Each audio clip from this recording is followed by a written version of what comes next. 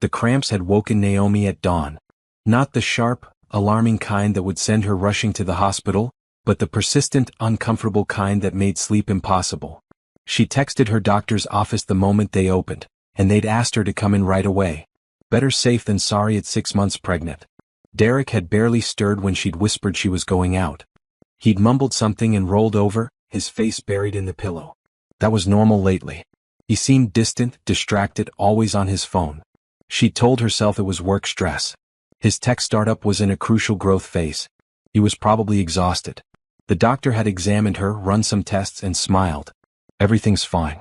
These are just Braxton Hicks contractions. Completely normal. Your baby girl is healthy and strong. Relief had flooded through Naomi.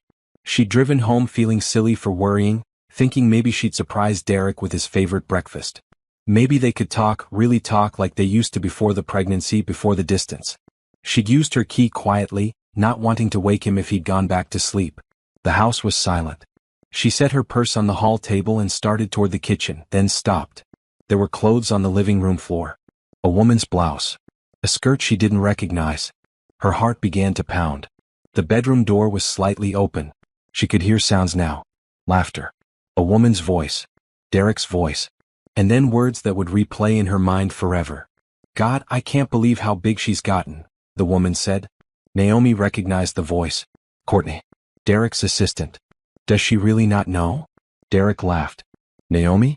She's completely clueless. She's so focused on the baby she barely notices me anymore. Besides, she's too tired to question anything. What are you going to do when the baby comes? I don't know. Maybe by then I'll figure out how to. He paused. I mean, you and I, this is real. What I have with her, it's history. Obligation. Courtney giggled. You're terrible. But I love it. Naomi's hand moved to her stomach instinctively, protecting the child inside her. 6 months pregnant. Swollen ankles. Stretch marks appearing daily. And her husband, the man who'd promised to love her forever, was in their bed with another woman, mocking her body, dismissing their marriage as obligation. She should have burst in. Screamed. Thrown things. But something stopped her. Maybe it was the baby. Maybe it was the sudden, crystal-clear realization that Derek wasn't worth her rage. He wasn't worth the stress that would flood her body, potentially harming their daughter. He wasn't worth anything anymore. She backed away silently, her nursing training kicking in. Slow breaths. Come. Think. She grabbed her purse from the hall table and walked out of the house as quietly as she'd entered. She got in her car, drove 3 blocks and pulled over. Only then did she let the tears come. But they didn't last long. The shock began to fade, replaced by something harder. Colder. More focused. She was a registered nurse. She'd worked in emergency rooms. She'd handled crisis after crisis with steady hands and a clear mind. This was just another emergency. And she knew how to handle emergencies. Naomi wiped her tears, pulled out her phone and started making notes. Everything she'd just heard. The exact time. The clothes in the living room. She took photos of her text exchange with the doctor's office. Proof of when she'd left and when she'd returned. Documentation. Evidence. If Derek thought she was clueless, she'd use that. She'd let him think she knew nothing while she planned everything. She drove to a coffee shop, ordered decaf and sat in a corner booth. Her mind raced through logistics. Their finances were mostly joint. The house was in both names. They'd been married for 5 years. She had rights. She had leverage. And she had something Derek clearly didn't value, intelligence. By the time she finished her coffee, she had a plan. She'd go back home in an hour. Act normal. Pretend she'd been gone all morning. Derek and Courtney would be gone by then, covering their tracks. She'd smile at dinner. Ask about his day. Play the devoted, clueless wife. And while she played that role, she'd be working behind the scenes. Gathering evidence. Securing her future. Protecting her daughter. Derek thought she was too tired and too focused on the baby to notice his betrayal. He was about to learn that underestimating her was the biggest mistake of his life. Naomi placed her hand on her stomach again, feeling the baby move. It's going to be okay, she whispered. Mommy's going to make sure everything is okay. We don't need him. We don't need anyone who doesn't value us. She finished her coffee, checked her reflection in her phone camera, and practiced her smile. Perfect. Calm. Unsuspecting. Then she drove home to begin the performance of her life. The week following her discovery felt like living in a play where only Naomi knew the script. Derek came home each evening, kissed her cheek, asked about her day with what seemed like genuine interest. She smiled and told him about baby preparations, doctor's appointments, nursery plans. She never mentioned finding him in bed with Courtney. She never let her face reveal what she knew. At night, while Derek slept beside her, Naomi lay awake making mental lists. She'd moved to the guest room 3 nights after her discovery, claiming the pregnancy made her restless and she didn't want to disturb his sleep. He'd actually looked relieved. That told her everything. During the day while Derek was at work, Naomi worked. She'd taken a leave of absence from the hospital, officially to prepare for the baby. In reality, she was preparing for something else entirely. She started by accessing their financial records. What she found made her stomach turn. Over the past 8 months, Derek had withdrawn thousands from their joint savings. The amounts were small enough not to trigger immediate alarm, 200 here, 500 there, but they added up. She cross-referenced the dates with his credit card statements, which she'd always had access to but never thought to check. The pattern emerged clearly. Expensive dinners at restaurants they'd never visited together. Hotel rooms during business trips that she now suspected were local. Jewelry purchases from stores she'd never received gifts from. The financial evidence of his affair was damning and meticulously documented by his own carelessness. Naomi photographed everything. She created encrypted folders on a laptop she'd bought with cash, storing digital copies of bank statements, credit card bills, emails she accessed from their shared computer. Derek's password had always been her birthday. He'd never changed it. His arrogance was her advantage. She also discovered something that filled her with cold satisfaction. Derek's company had a strict ethics policy. Relationships between supervisors and direct reports were explicitly forbidden. As Courtney's boss, Derek's affair wasn't just a marriage violation. It was a professional one. The company could terminate him for cause, meaning no severance, no stock options. Just termination. Naomi scheduled an appointment with Sandra Martinez, a divorce attorney recommended by a nurse friend who'd gone through her own difficult separation. She paid for the consultation in cash, keeping no digital record that Derek might stumble upon. Sandra was a sharp woman in her 50s with kind eyes and a no-nonsense manner. She listened to Naomi's story without interruption, taking notes on a yellow legal pad. "You've done excellent work documenting everything," Sandra said when Naomi finished. "The financial infidelity alone gives us strong leverage. And you're certain you want to proceed? No possibility of reconciliation?" "None," Naomi said firmly. "The man I married doesn't exist. Or maybe he never did. Either way, I'm done. And the baby? She's mine. He can have supervised visitation if he wants, once she's born. But I won't share custody with someone who thinks of his family as an obligation." Sandra nodded. "Fair enough. Here's what we're going to do. You keep documenting everything. Don't change your behavior. Don't confront him. We want him to think everything is normal until we're ready to file. In the meantime, I need you to start separating your finances quietly." Over the next few days, Naomi followed Sandra's instructions precisely. She opened a new bank account at a different bank, using her maiden name. She rerouted her direct deposit from the hospital to this new account. She transferred money from their joint savings in small amounts that wouldn't trigger alerts, matching the pattern Derek himself had established. If questioned, she could claim pregnancy expenses, baby preparations, medical bills. She also began documenting Derek's absence. She noted every late night at work, every weekend business meeting, every time he checked his phone and smiled at a message he didn't share. She recorded the times he forgot to ask about her doctor's appointments, the moments he seemed irritated by her pregnancy symptoms, the way he flinched when she tried to hold his hand. On Friday evening, Derek came home actually looking happy. "I've got great news," he announced. "The investors approved the new funding round. We're celebrating tonight. The whole team." "That's wonderful," Naomi said, managing genuine enthusiasm.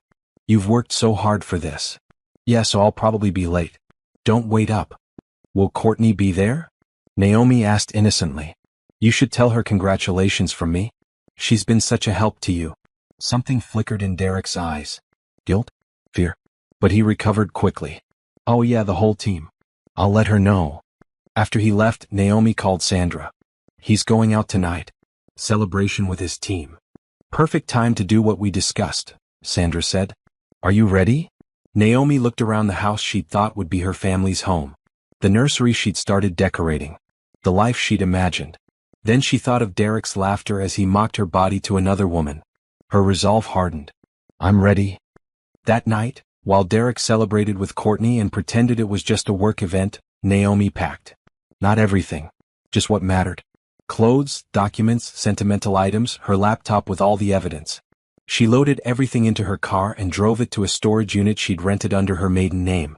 She returned home before Derek, put on her pajamas, and was reading in bed when he stumbled in at midnight, smelling of wine and perfume that wasn't hers.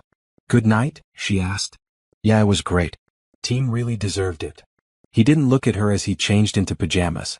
"I'm glad," Naomi said. And she was. She was glad he was having fun, enjoying his last days of thinking he'd gotten away with everything. Because soon, very soon, that would all change. She was 7 days into her plan. And everything was falling into place. Naomi had started going to prenatal yoga on her therapist's recommendation.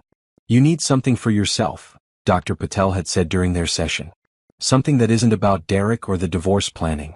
Something that connects you to your baby and to yourself." The class met Tuesday and Thursday mornings at a studio downtown.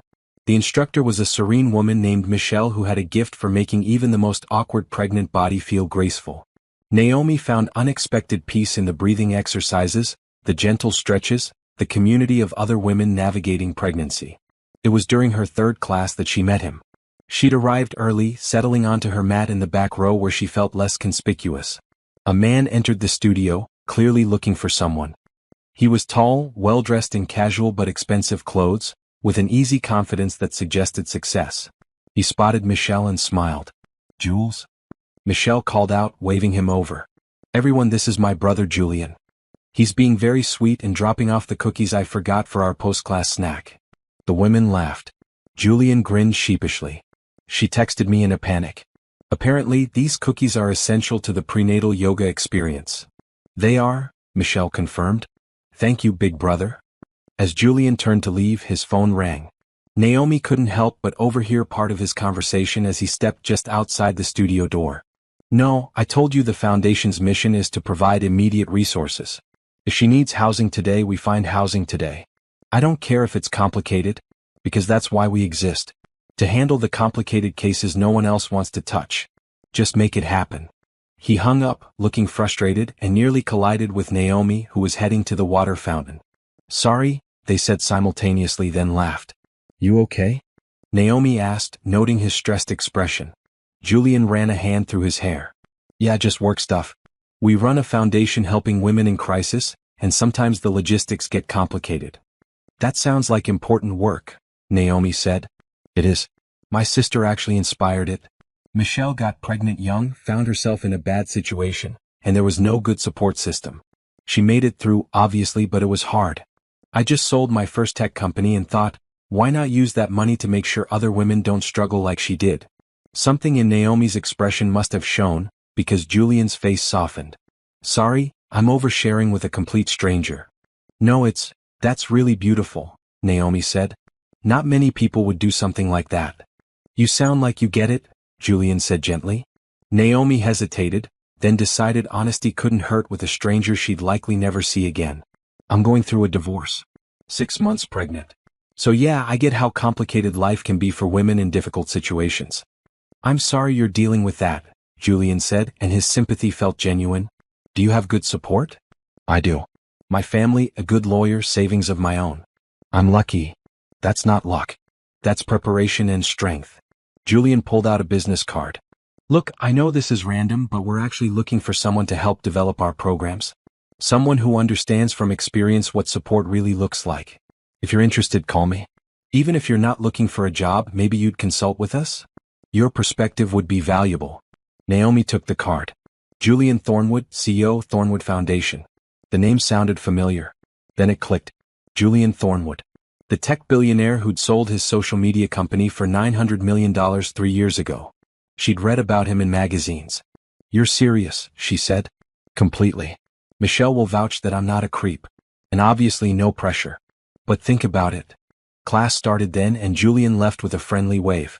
Michelle came over during child's pose. "I saw you talking to my brother," she said quietly. "He's one of the good ones. If he offered you something, he meant it." After class, Naomi sat in her car staring at the business card. Felt like a sign. She'd been so focused on documenting Derek's betrayal and planning her legal strategy that she hadn't thought much about what came after. She'd have the baby, get divorced. But then what? Return to nursing? She could, but something about Julian's foundation pulled at her. She called Sandra that afternoon. Something strange happened today. After explaining the situation, Sandra was quiet for a moment. That's Julian Thornwood? The billionaire. Apparently. Naomi, that's not just a job offer. That's an opportunity. And more importantly, it's leverage. If you have a concrete job offer, especially one with housing assistance, it strengthens our case significantly. It shows you have the means to provide a stable home for your child independently. You think I should consider it? I think you should at least have a conversation. See what he's offering. This could be the fresh start you need. And timing-wise, it couldn't be better. That evening, Derek came home late again. Naomi was sitting at the kitchen table with her laptop, looking at the Thornwood Foundation's website. The work they did was impressive. Housing for pregnant women in crisis, job training programs, childcare assistance, legal aid, medical support.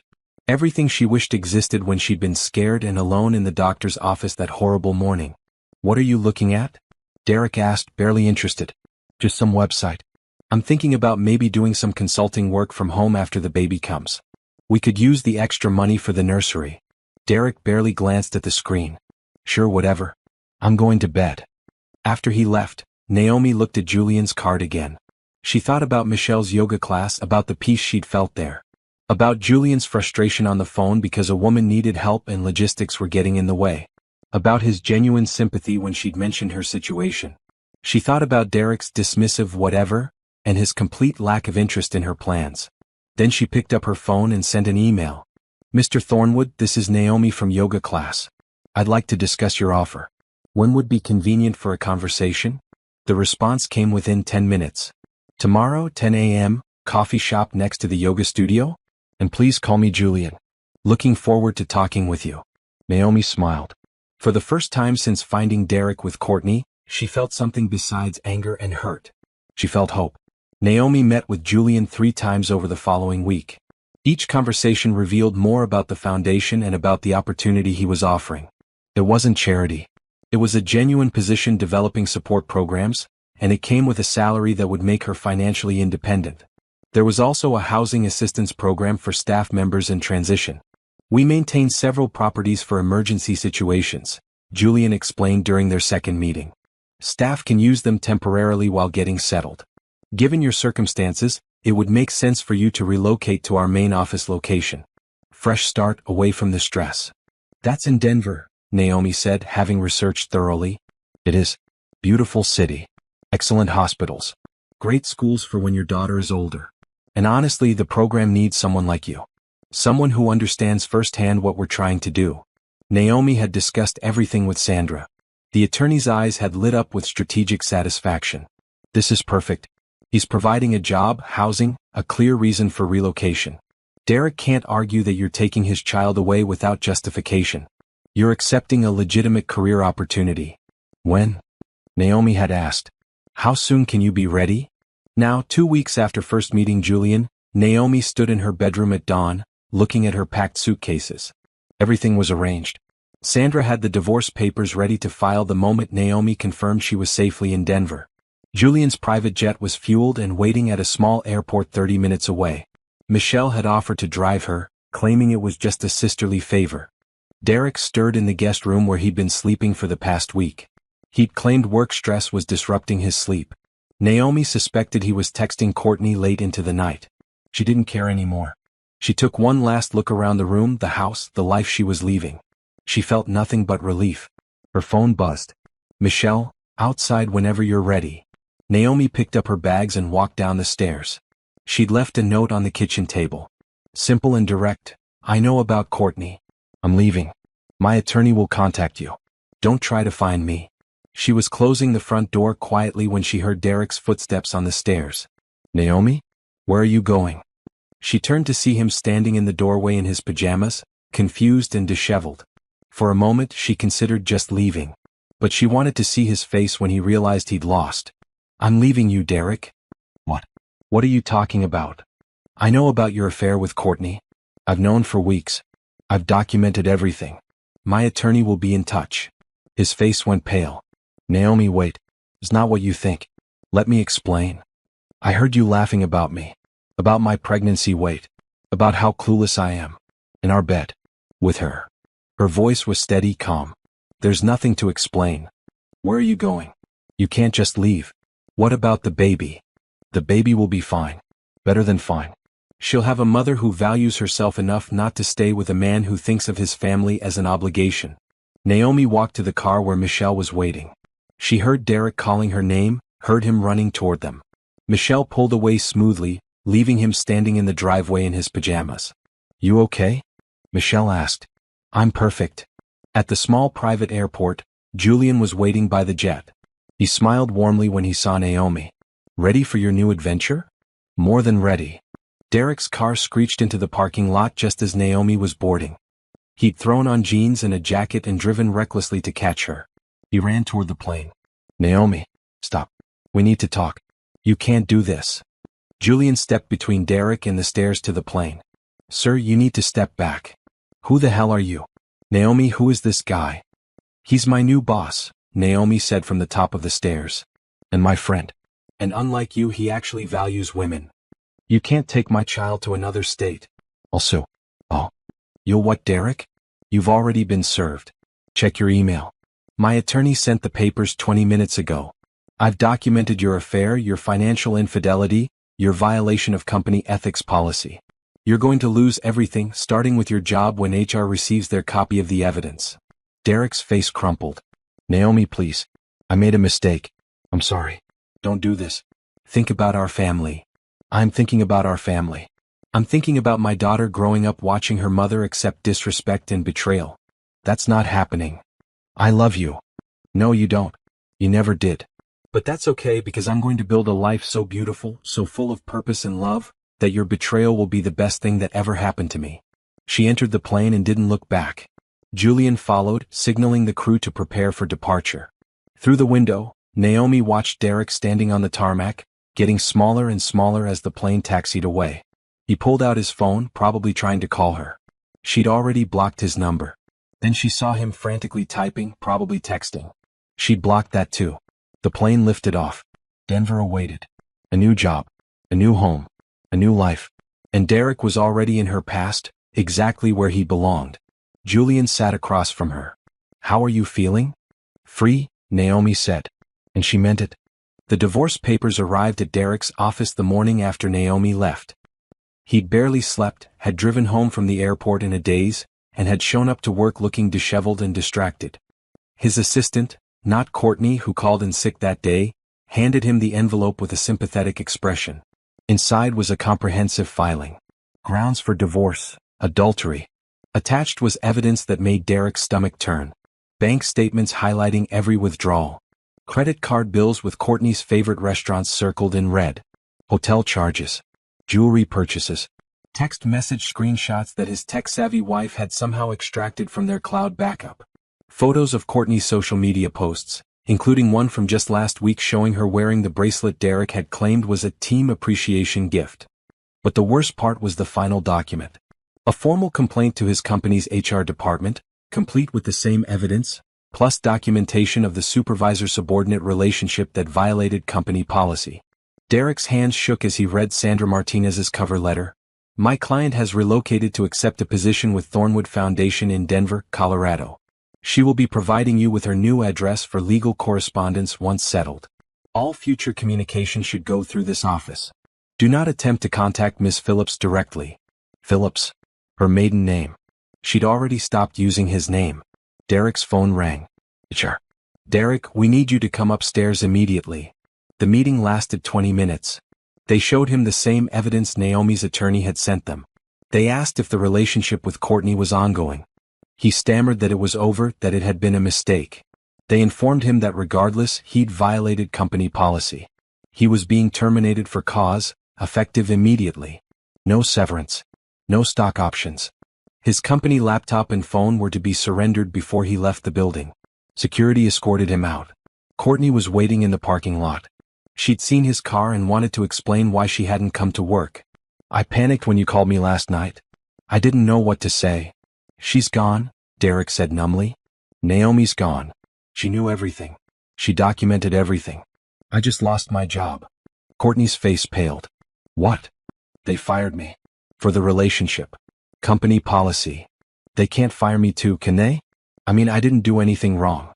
You're my boss. It was your responsibility too. Derek stared at her, really seeing her for the first time. This was the woman he'd destroyed his marriage for? This woman who was already distancing herself from responsibility? His phone buzzed.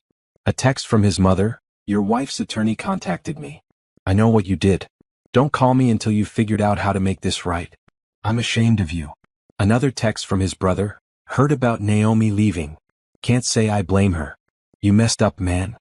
Then an email from HR to all staff. We regret to announce that Derek Morrison is no longer with the company. Courtney Chin will also be departing. We wish them well in their future endeavors. They fired you too, Derek said to Courtney.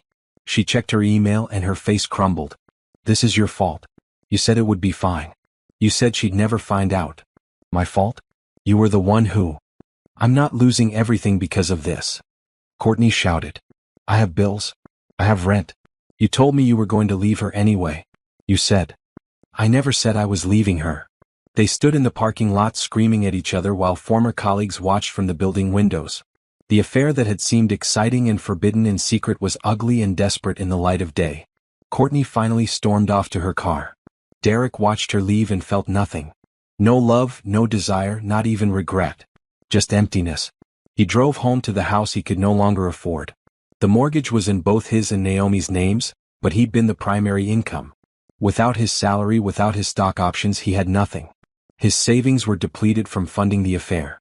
The joint accounts had been emptied by Naomi, legally, according to Sandra's letter, as she'd only taken her fair share. Derek's phone kept buzzing. His father, we need to talk about what you've done. His college roommate, dude, Courtney posted photos of you two on Instagram. Everyone knows. What were you thinking? He opened Instagram and found Courtney's account. She'd made it private now, but screenshots were circulating. Photos of them at restaurants. Her wearing the jewelry. A caption from 2 weeks ago. When he makes you feel like the most important person in the world, Redheart. Friends were commenting on the screenshots. Isn't he married? His wife is pregnant. What a scumbag. Derek spent the next week in a fog. He hired an attorney, not nearly as good as Sandra Martinez, who told him bluntly that he had no leverage. Your wife has documentation of adultery and financial infidelity. She's relocated for a legitimate job opportunity. You violated your employment contract. The best you can hope for is reasonable visitation once the child is born. I want joint custody. The attorney laughed. Of a newborn? While you're unemployed. Not happening. Be grateful if you get supervised visitation. Courtney texted him 3 days after they'd both been fired. We should talk. They met at a coffee shop. She looked tired, stressed. I got a job offer in Seattle. I'm taking it. What about us? Us? Derek, there is no us. There never really was. It was exciting when it was secret, but this. She gestured vaguely. This is just messy and sad. I'm sorry, but I need to move on. She left without paying for her coffee. Derek sat alone, staring at his phone. He tried calling Naomi one more time, even though he knew she'd blocked him. The call went straight to a message. This number is no longer in service. She changed her number. Cut every tie. Moved on completely. He thought about that morning when she'd left, her final words echoing in his memory. I'm going to build a life so beautiful, so full of purpose and love, that your betrayal will be the best thing that ever happened to me. At the time he'd thought it was just angry talk. Now he wondered if she might actually do it. And where would that leave him? Alone in a house he couldn't afford, unemployed, abandoned by his mistress, rejected by his family, and facing supervised visitation with a daughter he'd never really wanted but now desperately wished he'd appreciated while he had the chance. Naomi's apartment in Denver was small but bright, with large windows that let in Colorado sunshine. It came furnished through the Foundation's housing program, decorated in calming neutrals that made her feel peaceful rather than anxious. She could see the mountains from her bedroom window. On her first day at Thornwood Foundation, Julian gave her a tour of the offices. The staff was young, diverse, energetic.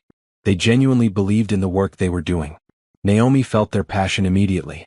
Your office is here, Julian said, opening a door to a sunny room with a desk, comfortable chairs, and a small couch. I figured you might need the couch for resting. Pregnancy and all. This is too much, Naomi protested. It's exactly right, Julian said firmly. You're going to be developing our new prenatal support program. You need a space where you can think, meet with clients, and yes, rest when you need to. No judgment here. Over the following weeks, Naomi threw herself into work. She interviewed women in the foundation's current programs, asking what support they needed most. Housing, yes. Medical care, absolutely. But also, job training, childcare, legal assistance, financial literacy, and simply someone to talk to who understood. What I needed most, one woman told her, was someone to tell me I wasn't stupid for staying as long as I did. Someone to say, you're strong enough to leave and here's how we'll help. Naomi designed a comprehensive program. It started with immediate crisis support, housing, food, medical care. Then it moved to stability, job training, financial planning, legal aid. Finally, it focused on thriving, education assistance, career development, childcare that actually worked with mothers' schedules. She presented her proposal to Julian and the board of directors when she was 7 months pregnant. She stood in front of successful businesspeople and philanthropists, her belly obvious, her confidence clear. We don't just want to help women survive crisis, Naomi said. We want to help them build lives so strong that crisis can never break them again. The board approved her entire proposal. Full funding. Immediate implementation. They wanted her to lead the program. You're sure? Naomi asked Julian after the meeting. Leading a whole division while pregnant, then with a newborn? You'll have all the support you need, Julian promised. Flexible schedule, remote work options, childcare on-site when you need it. This is a foundation that supports women. That includes our staff. Naomi hired her team carefully. She brought on former nurses who understood medical needs, social workers who knew the system, a financial advisor who specialized in helping women build independence, a therapist who ran support groups. She built something comprehensive and real. Her personal life settled into a comfortable rhythm. She made friends with other women in her building, many of whom were also single mothers. They shared babysitting responsibilities, recipes, advice. Her sister visited from California and helped set up the nursery. Her mother came for 2 weeks and cooked enough food to fill Naomi's freezer. Are you happy? Her mother asked one evening as they assembled a crib. I am, Naomi said, surprised to realize it was true. I'm building something that matters. I'm safe. I'm valued. The baby's healthy. I'm happy. No regrets about Derek? None. He did me a favor, actually. If he hadn't cheated, I might have stayed in that marriage forever, never knowing what I was capable of. At 8 months pregnant, Naomi got a text from Sandra. Derek's attorney is requesting visitation terms. How do you want to handle? Naomi thought about it carefully. Her anger had faded. She didn't hate Derek anymore. She just felt nothing for him. But her daughter deserved the opportunity to know her father, if he proved himself capable of being one. Supervised visitation after she's born, Naomi replied. 2 hours twice a month in Denver. He pays for his own travel. We'll reassess in 6 months based on his consistency. Very reasonable, Sandra texted back. His attorney will probably accept. Julian became an unexpected friend. Not romantic. Naomi wasn't ready for that, and Julian respected her boundaries absolutely. But he was someone she could talk to about work, about life, about the strange journey that had brought her to Denver. Do you ever regret the divorce? Julian asked one day over lunch. Never. Do you ever regret selling your company? Julian laughed. Fair point. No, I don't. Sometimes the things we think we want aren't actually what we need. And sometimes losing something makes room for something better. Exactly. At her next prenatal appointment, her doctor smiled at the ultrasound. Your daughter is perfect. Strong heartbeat, good size. You're taking excellent care of her. I'm trying, Naomi said. You're succeeding. And Mom? The doctor met her eyes. You're taking excellent care of yourself too. That matters just as much. Naomi drove home feeling proud. She created a new life in just a few months. She had meaningful work, real friends, financial stability, and a baby on the way. She turned Derek's betrayal into her liberation. That night, she sat in the nursery she decorated in soft blues and whites. She rocked in the chair her mother had bought, one hand on her belly, feeling her daughter move.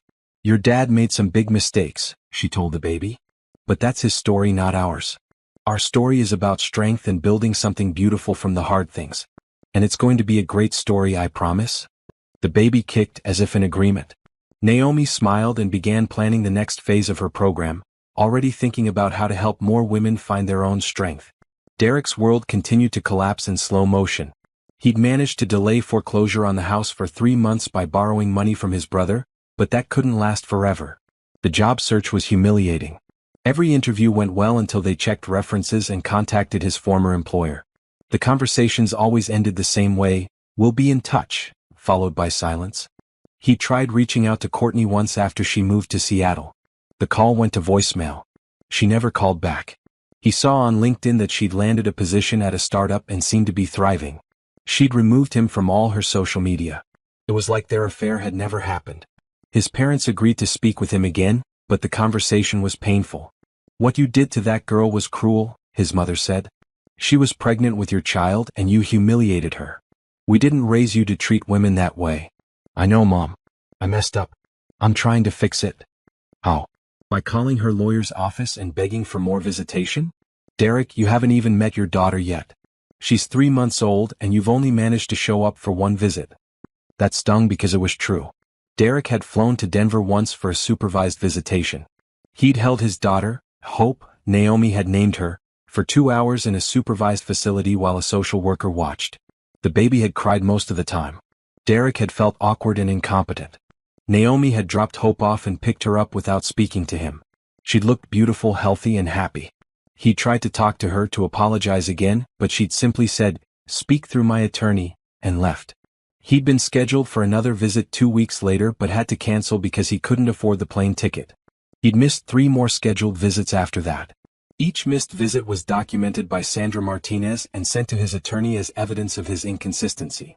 5 months after losing his job, Derek finally found employment. Customer support for a software company. It paid a third of what he'd made before and had no room for advancement.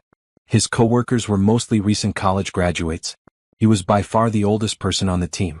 He moved out of the house just before foreclosure and into a studio apartment in a rough neighborhood.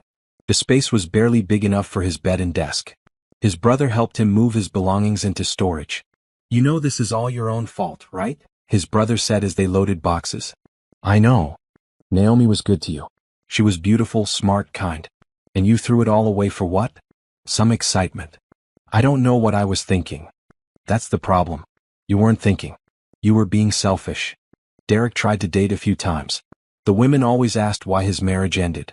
When he was honest, they lost interest immediately. When he lied, they usually found out the truth through social media connections. The dating pool in his social circle was small, and everyone knew what he'd done. His former friends stopped inviting him to gatherings. He heard through mutual connections that they still saw Naomi when she visited California. She'd apparently become good friends with several of their wives. They chose her side, not his. Meanwhile, Derek started seeing posts about Naomi on LinkedIn. She'd been promoted to Director of Women's Support Services at Thornwood Foundation. The foundation had won awards for its innovative prenatal support program. There were photos of Naomi speaking at conferences, being quoted in articles about supporting single mothers, building something that actually mattered. In one photo, she stood with Julian Thornwood at a ribbon-cutting ceremony for a new facility. They looked professional, friendly. Nothing romantic that Derek could see, but the way Julian looked at Naomi, with respect and admiration, made Derek's stomach hurt. His mother sent him a link to an article. "You should read this." The article was titled "From Betrayal to Purpose: How One Woman Built an Empire of Support." It profiled Naomi and her work. It mentioned in careful terms that she'd left a difficult personal situation while pregnant and turned that experience into a mission to help other women. "I don't believe in revenge," Naomi was quoted as saying. "I believe in building something so beautiful and meaningful that the person who hurt you becomes irrelevant to your story." The article mentioned that she'd recently purchased her first home in Denver, that her daughter was thriving, that she was considering writing a book about financial independence for single mothers. Derek closed his laptop and sat in his tiny apartment, surrounded by the remnants of his old life. He'd lost everything: his wife, his daughter, his career, his home, his reputation, his friends. All for an affair that had lasted less than a year and meant nothing. He thought about calling Naomi again, but what would he say? "I'm sorry didn't seem like enough." And she'd made it clear she didn't want to hear from him. His attorney had warned him, "If you want any chance at a real relationship with your daughter, you need to be consistent. Show up for every scheduled visit. Pay your child support on time. Prove you're reliable. Otherwise, by the time she's old enough to know you, she won't want to." Derek looked at his calendar. His next visit with Hope was in 2 weeks. He needed to make sure he went. Needed to start being the father he should have been all along. But as he sat alone in his apartment, he couldn't shake the feeling that it was too late. That Naomi had already built a life so complete, so successful, that there was no room in it for him.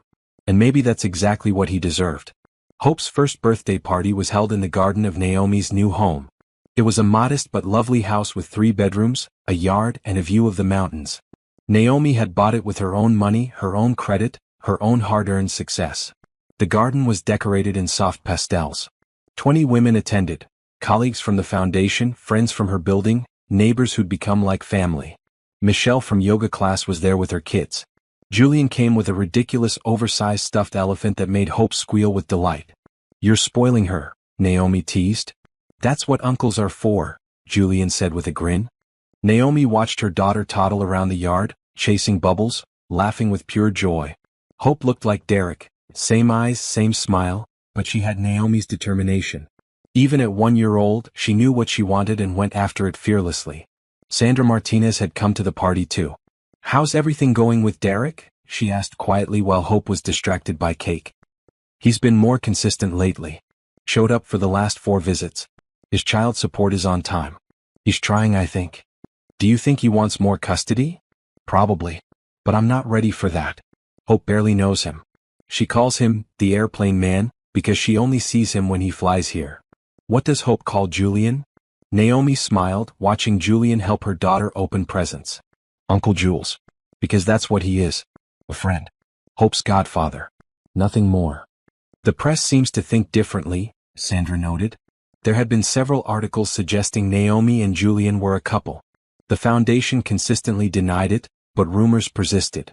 "Let them think what they want. Julian and I know the truth. We're friends and business partners. That's all." What Naomi didn't mention even to Sandra was that she and Julian had recently started developing a new venture. A consulting business separate from the foundation focused on helping companies create better support systems for pregnant employees and new mothers. The idea had come from Naomi's frustration with corporate policies. "Companies say they support working mothers, but their policies don't match the reality," she told Julian. "Minimal maternity leave, no flexibility, expensive childcare, no understanding of the complexities. We could change that." Julian had immediately seen the potential. "You design the programs. I'll handle the business side. We'll charge companies premium rates for comprehensive support systems, then use part of the profits to fund the foundation's work." They'd launched quietly 3 months ago. Word spread fast. Major corporations wanted what Naomi was selling. Concrete ways to retain talented women through pregnancy and early motherhood. She conducted audits, designed policies, trained managers, created support systems. The revenue was substantial. Naomi was making more money than she'd ever imagined. She invested carefully, saved aggressively, and donated generously. She was building wealth that would secure Hope's future and help countless other women. At Hope's party, one of the foundation's board members pulled Naomi aside. "We'd like to discuss expanding your role. You've built something remarkable. We're thinking about franchising the model to other cities. Would you consider being chief operating officer?" "I'm honored," Naomi said. "Can I think about it?" "Of course. But Naomi, you've already proven you can do this. Don't doubt yourself." After the party, after everyone left, Naomi sat in Hope's nursery, rocking her daughter to sleep. She thought about where she'd been a year ago. Heavily pregnant, newly divorced, uncertain about the future. She'd been scared but determined. Now she owned her home. She led a division that helped hundreds of women annually. She ran a consulting business that was transforming corporate culture. She had friends, community, purpose. She'd built exactly the life she'd promised herself she would. Her phone buzzed. A text from Derek. "Thank you for letting me be part of Hope's birthday, even just through the photos you sent. She's beautiful. You're doing an amazing job." It was the first time he'd acknowledged that without asking for something in return. Naomi stared at the message for a long moment, then typed back, "Thank you. She is beautiful. And strong. Like her mother." She added a smiley face because maybe, just maybe, enough time had passed that they could be civil co-parents if nothing else. Julian texted next, "Hope loved the elephant. You have to admit, I have excellent taste in gifts." "It takes up half her room," Naomi replied. "But she loves it. That's what matters." Naomi smiled. Julian understood joy, the importance of excess when it came to celebrating the people you loved. He'd become one of her closest friends. Maybe more than that eventually, but she wasn't ready to think about that yet. She was still healing, still building, still becoming the woman she wanted to be. Hope stirred in her arms. "Mama," she murmured in her sleep. "I'm here, baby," Naomi whispered. "Mama's always here." She thought about the article that had come out last week. More recognition for her work. More speaking invitations. More opportunities. Her calendar was booked months in advance with companies wanting her expertise. She turned Derek's betrayal into her purpose. His abandonment into her strength. His dismissal of her into her determination to never be dismissed again. And it felt good. Better than good. It felt like victory. Derek showed up unannounced on a Thursday afternoon. Naomi was in her office at the foundation, reviewing proposals for the new Denver facility, when her assistant buzzed her. "There's a Derek Morrison here to see you. He doesn't have an appointment." Naomi's jaw tightened. "Tell him to contact my attorney to schedule visitation. I don't meet with him privately. He says it's not about visitation. He says it's urgent." Naomi considered having security remove him. But curiosity won out. What could possibly be so urgent that he'd violate the boundaries they'd established? "Fine. Give me 5 minutes, then send him in." She used the time to call Sandra on speakerphone. "Derek's here. I'm about to meet with him. I want you on the phone as a witness." "Good call," Sandra said. "I'm recording this. Do not agree to anything without running it by me first." Derek looked different when he walked in. Older. Tired. He'd gained weight. His clothes were cheaper than the designer brands he used to wear. He looked like what he was, a man who'd lost everything. "Naomi," he said, his voice uncertain. "Thank you for seeing me. You have 5 minutes. My attorney is on the phone listening." "I deserve that." He sat down without being invited. "I wanted to talk to you about Hope. Visitation goes through our attorneys in the court. You know that. I'm not here about visitation schedules. I'm here to tell you that I want to be a real father to her. I know I've been inconsistent, but I've been trying to get my life together. I have a stable job now. An apartment. I've been going to therapy. I want more time with Hope. Real custody, not just supervised visits." Naomi kept her expression neutral. "What you want and what's best for Hope are two different things. She barely knows you." "I know. And that's my fault. But I want to fix it. I'm her father. She deserves to have her father in her life. She deserves to have a father who's present, reliable, and puts her needs first. Are you that person now?" Derek's face reddened. "I'm trying to be. But you're making it impossible. She's all the way in Denver. Every visit costs me hundreds of dollars in plane tickets. I can't afford to see her more often. You should have thought about that before you cheated on me and destroyed our family. How long are you going to punish me?" "I made a mistake. I'm sorry.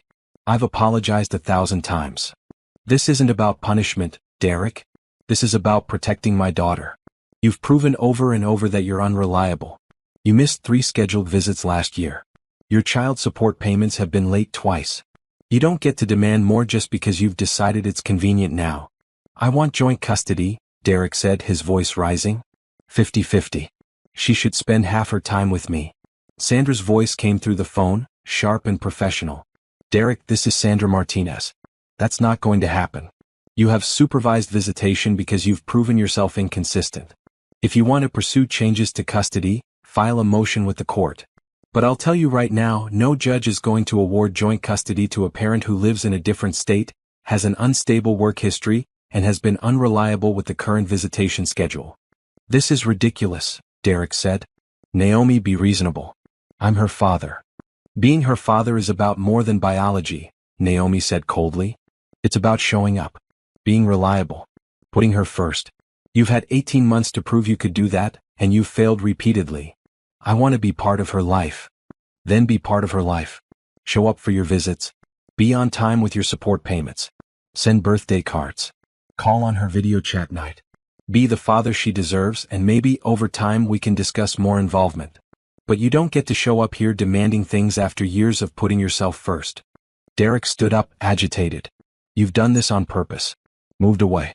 Built this whole new life. You're trying to erase me. I moved for a job opportunity. I built a life because that's what adults do. And I'm not erasing you, you're erasing yourself every time you choose not to show up." "What about him?" Derek demanded. "Julian Thornwood. Everyone sees the pictures. You two are always together. Is he playing daddy to my daughter? Naomi stood up, her voice ice cold. Julian is Hope's godfather and my business partner. What he is not is any of your concern. You lost the right to ask about my personal life when you cheated on me while I was pregnant with your child. I knew it, Derek said bitterly. You moved on. You replaced me. I didn't replace you, Derek. I upgraded my entire life. And yes, that includes having people around me who are reliable, respectful, and actually care about Hope's well-being. This isn't fair. Fair? You want to talk about fair? You cheated on me. You mocked my pregnancy. You violated your employment contract and lost your job. You lost our home. You abandoned your responsibilities. And now you show up here demanding fairness. Derek's face crumpled. I just want my family back. We were never your family. We were your obligation, remember? I heard you say it. Well, congratulations, Derek. You're free from that obligation. I've built a family for Hope. She has love, stability, and people who show up for her every single day. You're welcome to be part of that if you can prove yourself reliable. But you don't get to demand anything. Sandra's voice came through again. Derek, this meeting is over. If you want to discuss custody, file through the court. Do not show up at Naomi's office again. Do not contact her directly. All communication goes through legal counsel. I love my daughter, Derek said, his voice breaking. Then prove it, Naomi said simply. Show up for her. Consistently. For years, not just weeks. Build trust. Be reliable. And maybe someday she'll love you back. But right now, you're just the airplane man who visits sometimes. That's on you. She pressed the button for security. Please escort Mr. Morrison out. After he left, Naomi sat down heavily. Her hands were shaking with adrenaline. You okay? Sandra asked through the phone. I'm fine. He really thought he could show up and demand custody. Like he's entitled to her. Men like Derek don't understand consequences. They think saying sorry should fix everything. But you handled that perfectly. Firm, fair, and you gave him a path forward if he actually commits to it. After hanging up with Sandra, Naomi sat quietly for a moment. Then she called her assistant. Cancel my afternoon meetings. I need to go home. She picked up Hope from the Foundation's childcare center. Her daughter squealed with delight at the unexpected early pickup. Mama? Hi, baby girl. Want to go to the park? They spent the afternoon at Hope's favorite playground. Naomi pushed her on the swings, helped her down the slide, watched her chase butterflies with pure joy. Derek thought he could demand access to this. But access wasn't a right. It was earned through consistency, through sacrifice, through putting this beautiful little girl first every single day. Naomi had earned it. Julian had earned it. Derek had not. And until he did, Hope's life would remain exactly as it was. Full of love from people who actually showed up. 2 years after leaving Derek, Naomi stood on stage at a women's entrepreneurship conference in San Francisco. The audience was packed. Over 2,000 women who'd paid premium ticket prices to hear speakers discuss building businesses, achieving financial independence, and creating meaningful change. Naomi's topic was From Crisis to Empire, Building Purpose from Pain. She wore a tailored navy suit, her hair styled elegantly, confidence radiating from every gesture. This was a far cry from the frightened, pregnant woman who discovered her husband's betrayal. I want to tell you about the worst morning of my life, she began.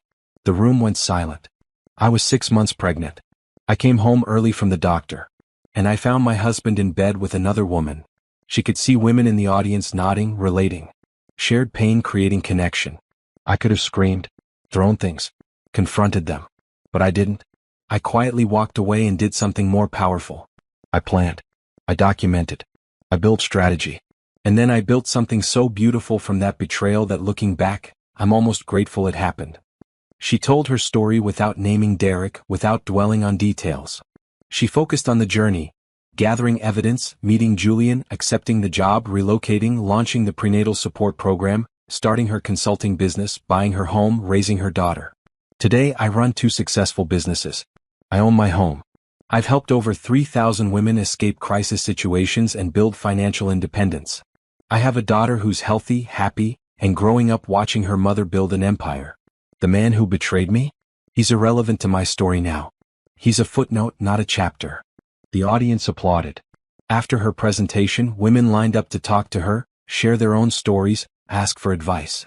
One woman, close to tears, said, I'm going through this right now. My husband just left me for someone else. I'm pregnant. I feel so stupid and scared. Naomi took her hands. You're not stupid. You're in crisis. But crisis can be the beginning of your best life if you let it. Here's my card. Email me. I'll connect you with resources. After the conference, Julian met her for dinner. They'd flown out together, Julian to speak at a tech conference, Naomi for this one. It was efficient, and they enjoyed each other's company on these trips. You were amazing up there, Julian said over wine. You have women crying and cheering at the same time. Because they see themselves in the story. They see possibility. Speaking of possibility, Julian said, pulling out his phone. I got an email today. A major publishing house wants you to write that book. About financial independence, crisis recovery, building businesses. They're offering a substantial advance. Naomi's eyes widened. Seriously? Seriously? I told them I'd pass along the offer. But Naomi? Julian met her eyes. You should do it. Your story helps people. Imagine how many more women you could reach with a book. I'll think about it, Naomi said, but she was already thinking about chapter outlines, about the women who needed to hear these messages. Her phone buzzed. A video call from her mother. She answered to see Hope's face filling the screen, covered in what looked like spaghetti sauce. Mama, I helped Grandma cook. I can see that, baby. Did you have fun? So much fun. When you come home. Tomorrow, sweet girl. I'll be home tomorrow. After saying goodnight, Naomi looked at Julian. Thank you for this. All of this. The job, the friendship, the opportunities. I wouldn't be here without you. You'd have made it anyway, Julian said. Maybe not here exactly, but somewhere successful. You have that drive, that determination. I just gave you a platform. It's more than that. You gave me respect. You gave me space to heal and build without pressure. You gave me friendship when I couldn't trust anyone. That mattered more than the job. Julian smiled. Well, you've given me just as much. The Foundation's prenatal program is our most successful initiative. Your consulting business is changing corporate culture. You make me want to do better, be better. They'd had this conversation before, circling around something neither of them was quite ready to name. There was attraction there, respect, deep friendship. But Naomi was still healing, still building, still figuring out who she was outside of being Derek's wife and Hope's mother. Can I ask you something? Julian said. And you can totally say no. Of course. In 6 months there's a gala. The Foundation's biggest fundraiser of the year. Would you go with me? Not as my colleague. As my date. Naomi's heart raced. She'd known this was coming, had felt the shift in their relationship over the past year. The question was whether she was ready. Can I think about it? She asked. Take all the time you need. I'm not going anywhere. That night in her hotel room, Naomi thought about the question. About Julian and Derek and who she was now. Derek had texted her earlier that week. He'd been more consistent lately, actually showing up for visits, sending child support on time. He'd asked if they could video chat when Hope had her next call with him. She'd agreed because it was good for Hope to have her father involved, even minimally. But she felt nothing when she thought about Derek. No anger, no hurt, just nothing. He was Hope's father, and that meant something, but he wasn't part of Naomi's emotional landscape anymore. Julian, on the other hand, made her laugh. Made her think. Challenged her to dream bigger. He was reliable, kind, respectful of her boundaries. And yes, she was attracted to him. But was she ready? She pulled out her journal, a practice her therapist had recommended, and wrote, "What am I afraid of?" The answer came quickly, being vulnerable again. Being hurt again. Losing my independence. She wrote more, "What do I want?" This answer took longer. Companionship. Partnership. Love that's built on respect and equality. Someone who celebrates my success instead of feeling threatened by it. Someone who shows up consistently. She thought about Julian holding Hope at her first birthday party. Julian celebrating every business success like it was his own. Julian respecting her no when she wasn't ready for romance, never pressuring, just waiting patiently. She picked up her phone and texted, "Yes. I'll go to the gala with you. As your date." His response came immediately, "Really? You're sure?" "I'm sure. I'm ready." Best text I've gotten all year. Sleep well, Naomi. She smiled at her phone, feeling something she hadn't felt in a long time. Genuine excitement about the future. The next day she flew home to Denver. Hope ran to her at the door, throwing her tiny arms around Naomi's legs. "Mama. Missed you." "I missed you too, baby girl." That evening, after Hope was in bed, Naomi walked through her home. She looked at the photos on the walls: Hope's first birthday, the foundation's ribbon-cutting ceremony, her team at a retreat. She looked at the awards on her shelf, the books she'd collected, the life she'd built. Derek had thought she was clueless, forgettable, an obligation. He'd underestimated her completely, and she'd proven him wrong in every possible way. Her phone buzzed with an email from the publishing house. They wanted to schedule a call to discuss the book deal. She smiled and added it to her calendar. Another email from a Fortune 500 company requesting her consulting services. She forwarded it to her assistant to schedule. A text from Julian with a photo. Him at the airport heading home. The caption, already counting down to the gala. Naomi looked at Hope's door, at the beautiful home she owned, at the empire she'd built from the ashes of Derek's betrayal. She told him she would build a life so beautiful that his betrayal would be the best thing that ever happened to her. She'd kept that promise. And the best part? This was just the beginning.